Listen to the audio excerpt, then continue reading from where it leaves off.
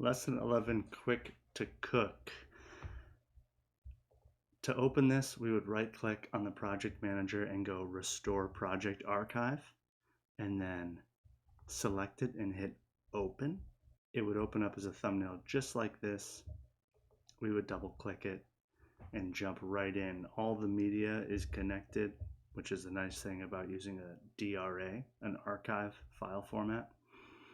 Just taking a look at the windows that are open, we've got the gallery in the upper left-hand corner. We're going to close that. We've got timeline that's right here. We can see the duration and scrub through all our clips. We don't need that now. We're going to close it. For our nodes window, we can click and drag this over to give ourselves some more room. As far as the clips window, we can leave that open. Under each clip, we can see the codec. If we double click it, we can see the name of the file. Double click it again, we can get rid of those. So that cleans things up a bit. I'm going to close clips for now, and we are going to start by balancing this shot. I'm going to change our parade to waveform because we're just worried about luminance here. Under the lift color wheel, we have the master wheel here. We are going to use the master wheel under lift to bring the black level a little closer to 0. So I'm going to put my cursor over that master wheel and use the center wheel of my mouse to bring it down to -0.5. You can also click and drag it as well. And if you want to reset it, you can use this reset right there. But I'm going to stick with -0.5. And you can see that our black level has gone below 128 and it's just kind of tapping the 0 line. Next, we move on to the gain. This is our highlights and our white. We are going to drag this up to 1.50. And you see we've brought our highlights just above the 896 line. Now our gamma is going to go up to 0.05, which is bringing more light into the midtones, this area right here. And I can click the number on the node here just to disable it and show you the before compressed contrast, after expanded contrast. Whether we are doing luminance or color corrections, we always work from the outside in, meaning lift, then gain, then gamma. That's our order of operations. Now I'm going to change our waveform to our parade, and I can still see our luma channel right here in our red, green, and blue. The black trace for red and green are about the same, but for blue it is much lower. So I'll come over here to our lift color wheel, and I'm going to click and drag the color control to the right a little bit, and you can see now our blue level is just kind of hitting the 0 line in the black, and these are fairly even. If I want to reset this, just the color, I can double click that control point and see that's where we started. And I'll do it again, and I'll click and drag over to blue and just bring that up.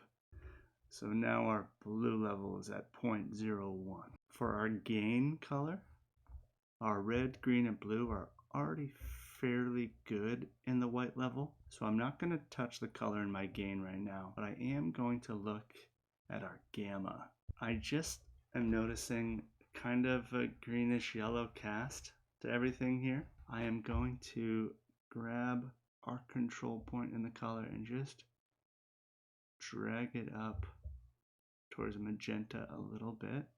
I'm even going to scrub through this so I can see more information. I'll double click the gamma there, and you can see it goes back to that kind of greenish yellow. I'm going to drag it back towards magenta just a little bit. And I think we've got some better color in the skin tones there. The gamma we always save for last because it's the most subjective. We know that lift and gain should be expanded so that they are far apart on the parade or the waveform, but our gamma is really kind of up to us how bright and what kind of color cast we want. So this is a color balanced node. So I can right click on the node, go to node label, and I can write balanced, which means it is white balanced or color balanced, if you will, and it has corrected contrast and brightness. If I want to disable not just this node, but any node here in the workspace, I can use this bypass button up here and see the before and the after. If for some reason I wanted to reset all of these color parameters and all of these luminance parameters down here, I could use the global reset and start over. Or if I wanted to delete all the changes on this node, I could right click and do reset node grade. Open up our clips and go to shot number 2. This is our master shot. This time we're going to use our master adjustments down the bottom. And we'll start with the first page, and we are going to bring our contrast up to 1.3. And we can click and drag to 1.3. We can go into page 2. I'm going to jack up our shadows here.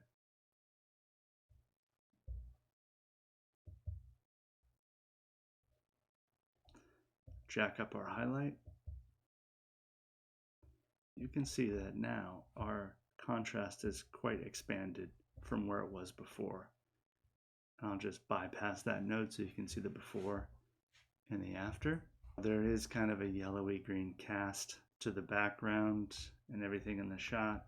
So with our temp, I'm going to drag this to -2 or 300. If you want to undo just the temp, you can double click right on the title there and see the before and the after. We really cleaned things up there. Next, we're going to try and create a little bit more depth, and we're going to use something called color balance. This down here really tries to target the areas with low color saturation, which means usually skin tones. If I pull this down to about -20, you see that we left the color in their skin, but we took it out from the background. I'll undo it real quick and you can see, look at how flat everything is from that still green, yellow cast. It's subtle. It's a low amount of saturation in the white part of this image, but by using color boost, I'm targeting that low saturated haze. And now their skin tones are still pretty healthy and they're sticking out from the background. So we've created more depth. Now the other thing we can do to add a little bit of pop to this image is use mid-tone detail, MD right here. And what this does is it sharpens the midtones.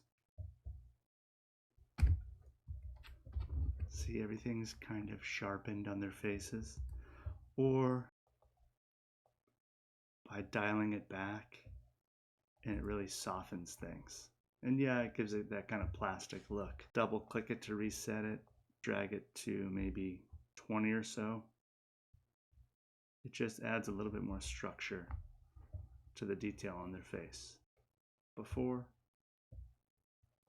and after. And we can label this and call this balanced. Now normally we wouldn't do mid-tone detail on the balanced node, but if we're just learning the tools, we can get away with it. If you ever want to know what you've done on this node, you can look at the icons on the lower portion of it, and you can also put your cursor there, and a little list will pop up of all the things you did. That is it for balancing. Now, it's important to understand how to use nodes. We're going to take a look at clip number 9. Now this clip has already been balanced for us, and I can disable that node so we can see it. And I'm just going to write here, balanced. That's always what the first node is going to be. It's our white balance. It's our corrected contrast. But now we're going to add a new node. We can right click on our first node and do add node and select add serial. What we have to do is change the color of this dish to something more purple. And so I'm going to right click this and do node label, and I'm going to call it dish. We are going to use our custom curves. And you see here under the curves window, I have all these dots I can click on. Well, it's the same if I choose this drop-down menu, but I'm going to select hue versus hue. And whenever I have these custom curves selected, I'm also going to have my dropper engaged automatically. I can select a portion of this dish just by using that dropper there, and it adds a control point. Bring this down a little bit. I can get that purple that I'm looking for in the dish. And if by isolating just the hue of that dish is too much of a narrow range, you can always kind of drag the parameters out a little bit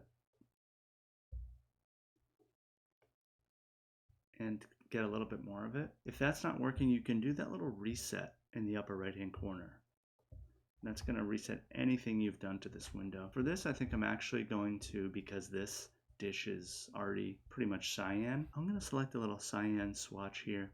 And I think that gives me a really wide enough range to select all of that. And now I'm getting a nice even change on that dish.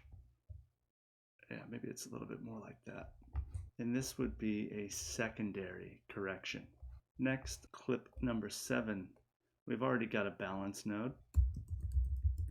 I'm going to add a second node here to add an effect. Color, nodes, add serial node. You see the keyboard shortcut is Option S. Option S to add a new node. And I'm going to label this face. Now we are going to add a power window. The third button on the toolbar here is for a power window. We can click the circle tool and we can resize by using that corner control point. Use the inner white circle here to make this more of an oval. I can click and drag the center. These little red and white control points are for the feathering. We're going to have this cover her face. Now in the Open Effects tab, we're going to grab the mosaic blur and drag it right onto that node. And you see the effect appears on the viewer. The pixel frequency, I'm going to jack it up to 100.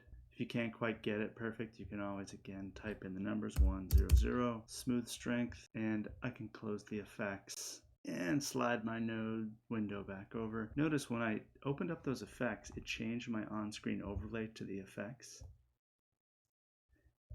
So you can see the effect. I want to change it to power window so I can see that outline. Now it's time for me to track my power window. The fourth tab in on the toolbar is our tracker. You will probably have all 4 of these boxes selected. I'm going to deselect rotate and zoom for this tracking because I don't need this to change its rotation or zoom at all. With my playhead at the beginning of the clip to track forward entirely, I'll use that forward button. And it did a pretty good job of tracking. Whenever you have to track someone's face, as long as you can see both eyes, it's going to make for an easy track. If you could only see a profile of their face, it would make it much harder. Like if you had to track from this point, that might make for a more difficult track. The effect is on this node and it is tracked to her face. After you tracked it, if you wanted to change the size of the power window or the dimensions of it, you could. The tracking info would still be there. And you can also open up Open Effects. You can disable this effect. If you're still color grading and you want to disable it just so it's not using up your processor, you can do that. After you've tracked it, you can even go in and change these parameters a little. And the tracking information will still be there. That's it for lesson 11. On page 327, you can see the questions from the lesson review. Try to answer them as best you can, and then take a look at page 328 for the answers.